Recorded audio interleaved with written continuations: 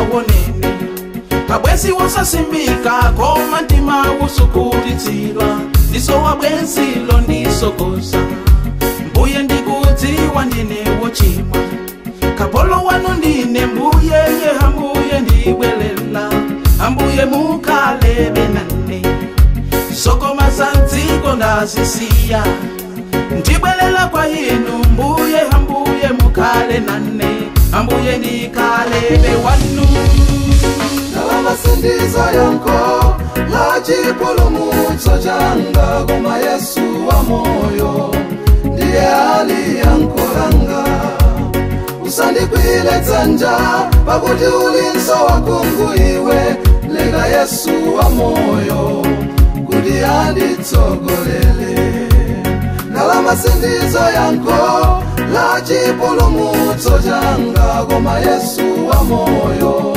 ndiye hali yankolanga usandikwile dzanja pakuti ulinso wakungu iwe lega Yesu wa moyo kuti anditsogolele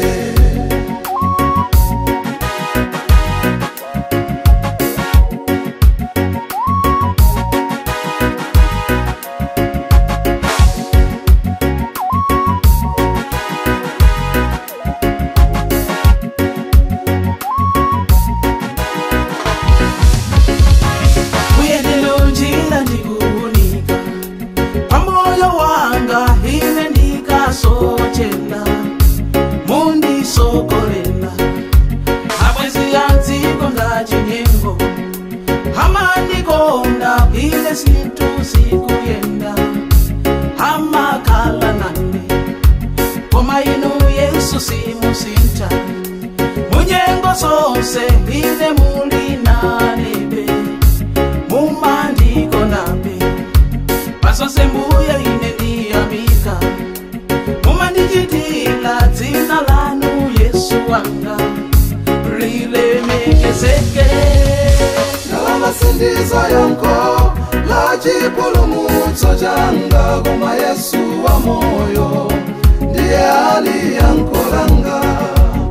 usandikwile dzanja pakuti ulinso wakungu iwe lega Yesu wa moyo kuti anditsogolele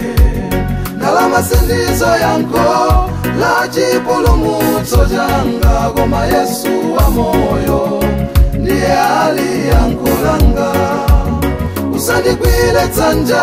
pakuti ulinso wakungu iwe lega Yesu wa moyo kuti anditsogolele